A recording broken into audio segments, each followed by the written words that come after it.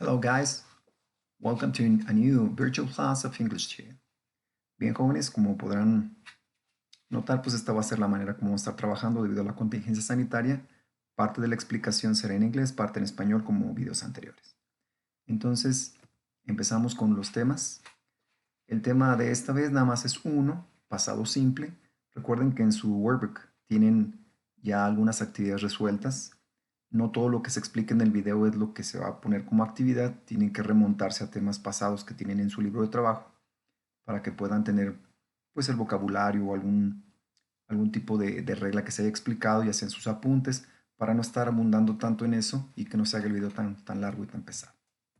Bien, empezamos. Este va a ser un breve recordatorio. En inglés tenemos dos tipos de verbos cuando hablamos de enunciados, digamos, comunes. Verbos regulares, verbos irregulares. Entonces vamos a empezar a describir cada uno de ellos con ejemplos para efectos de dar este inicio a nuestro tema principal. Regular verbs in past. Los verbos regulares es muy fácil de identificarlos. Cuando tú los haces pasado, únicamente hay que agregar al final la terminación ed, como lo tenemos aquí en la descripción. Add at ending ed. Tenemos un ejemplo. Look es el verbo mirar. Entonces, si le ponemos la terminación ed como look, es un verbo regular.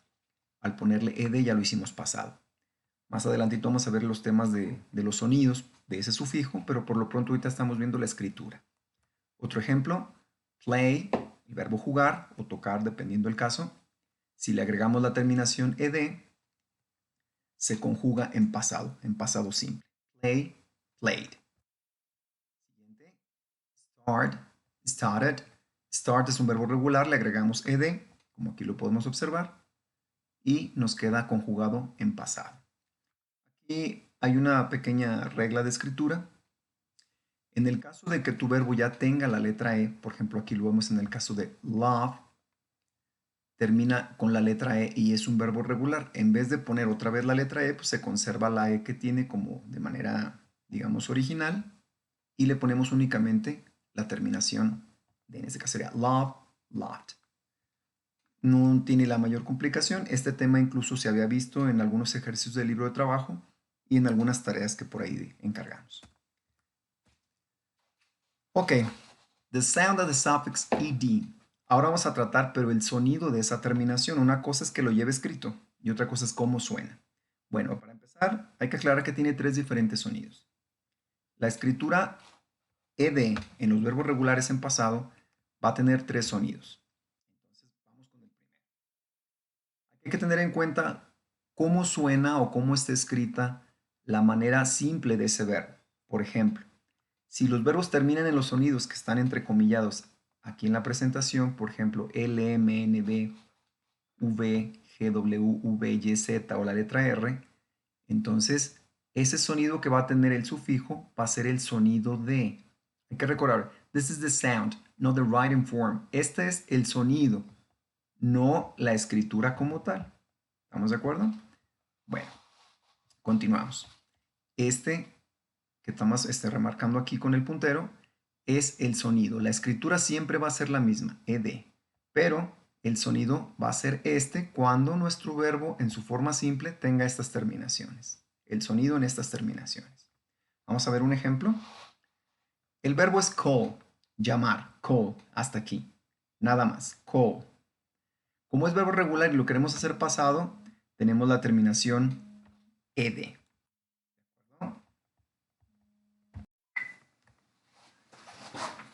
Otro ejemplo pudiera ser el caso de come, termina en el sonido B, entonces sería calmed.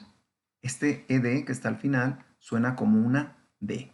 Stayed, lived, listened, etc. ¿De acuerdo? Siguiente caso. Esa misma terminación, pero ahora cuando nuestro verbo en su forma simple tenga estos sonidos, se pronuncia esa terminación con el sonido T. Repetimos, este es únicamente el sonido, no la escritura. La escritura siempre va a ser ed. Tenemos aquí los ejemplos. Uno muy sencillo, stop. Stop termina en sonido P, como lo señala aquí la regla. Entonces, lo que va a cambiar es el sonido del sufijo, no la escritura. La escritura siempre va a ser exactamente la misma. En este caso, termina en sonido P, como es el caso aquí de stop, ¿cuál sería su pronunciación? Si su sonido ahora será una T, entonces este sufijo, esta terminación, sonará como una T. Entonces, stop sería presente, stopped sería pasado. Siguiente caso, kiss, besar. Kissed, sonido T al final lo hace pasado, la pronunciación, no la escritura. Si se fijan en todos los casos, es ed como la regla de pasado simple. Para verbos regulares, tenemos el caso de washed o watched, sonido T al final. Siguiente y último sonido del sufijo, cuando nuestros verbos terminen en sonido T o D, incluso su terminación, pues la regla es muy simple. Aquí el sonido va a ser, se escribe de esta manera, la pronunciación sería ed. Entonces sería wanted, needed, added, started. ¿Me explicó? Entonces, estas terminaciones nos va a indicar que cuando lo hagas pasado, este va a ser su sonido. Su escritura siempre va a ser la misma en los otros casos que mencionamos. Vamos a ponerlo en práctica. Cabe señalar que, por ejemplo, estas reglas que acabo de mencionar son para verbos regulares. ¿Qué pasa con los irregulares? Desafortunadamente ellos no tienen reglas. Aquí voy a nada más a mencionar de manera muy rápida. Algunos conservan la misma forma, incluso de escritura y de sonido. Por ejemplo, hit, que sería así como golpear. Hit, hit. Tanto en presente como en pasado, como es un verbo irregular, no tiene reglas. Hay unos que no cambian. Ese es uno de los casos. Hay otros que lo que cambia nada más es el sonido. Por ejemplo, read sería en presente leer. Read se escribe igual, nada más lo que cambió fue el sonido, la pronunciación a pasado. Read en presente, read en pasado. Y otros que son totalmente distintos su forma en presente como en pasado, por eso se les llama irregulares.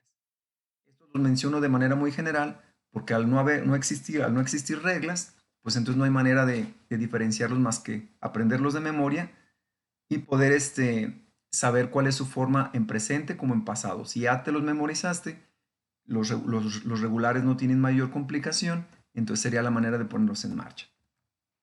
Pasamos entonces a los ejemplos. En pasado simple, son acciones o hábitos que ocurrieron en el pasado. Entonces, aquí tenemos un ejemplo muy sencillo. Alice played tennis yesterday.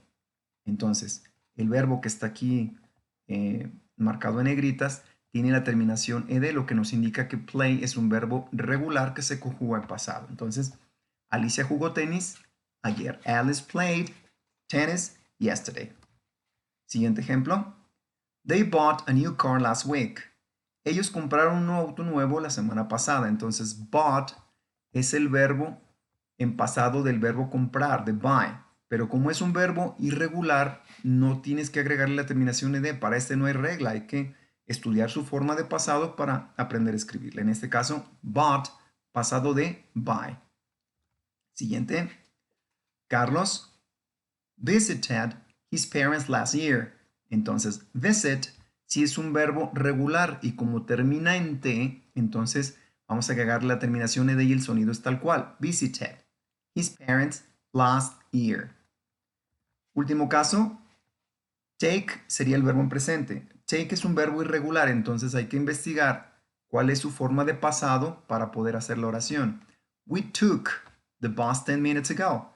Took es el pasado del verbo take, entonces tenemos dos casos con verbos regulares, dos casos con verbos irregulares para esta explicación.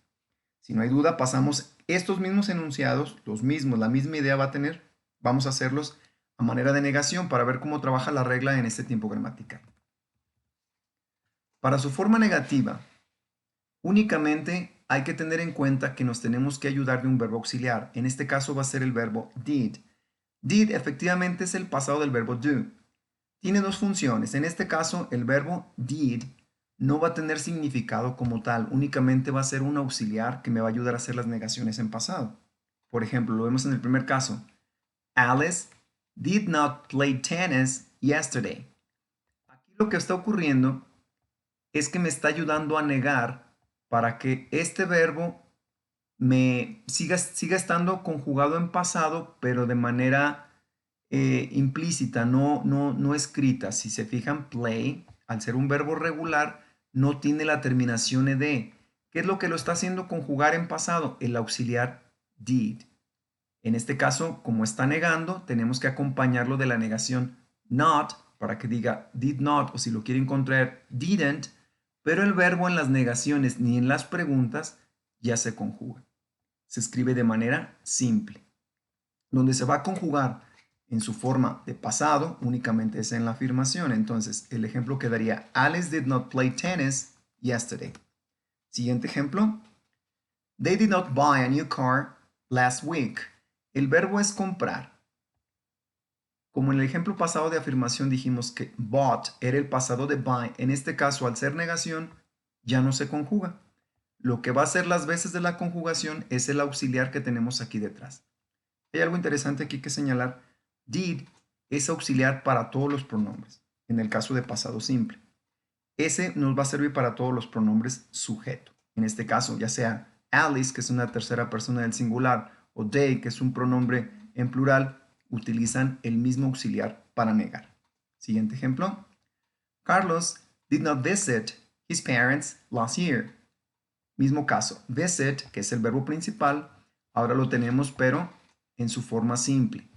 Did not me está haciendo las veces de conjugarlo en pasado y en negación. ¿Cómo hacemos en pasado una oración? Muy sencillo. Identificamos quién es el verbo auxiliar, en este caso va a ser did todo el tiempo, y le ponemos enseguida la palabra not. Eso me indica que está negando. Carlos did not visit his parents last year. Último ejemplo. We did not take the bus 10 minutes ago. El verbo es take. Lo ponemos en su forma simple porque el auxiliar ya me está haciendo las veces de conjugarlo en pasado y esta palabra me está diciendo que está negando además en pasado. We did not take the bus 10 minutes ago. ¿De acuerdo? Pasamos a la forma de pregunta, la forma interrogativa. Muy sencillito. Si ya identificamos quién era el verbo auxiliar, did, para pasado simple es el verbo auxiliar independientemente de qué pronombre utilices, ya sea manera de pronombre sujeto, de sustantivo, etcétera, un nombre propio. Vamos a hacer lo siguiente. Para formular una pregunta en pasado simple, tenemos que poner el auxiliar al principio, como lo vemos aquí en el ejemplo. Entonces, ponemos primero el auxiliar, después el pronombre y finalmente, en ese orden, el verbo principal. Después el complemento del enunciado y al final agregar una cosa que se denomina question mark, que es el signo de interrogación. Hay que recordar que en inglés únicamente se ponen al final los signos. Y quedaría de la siguiente manera. Did Alice play tennis yesterday? ¿Jugó Alicia tenis ayer?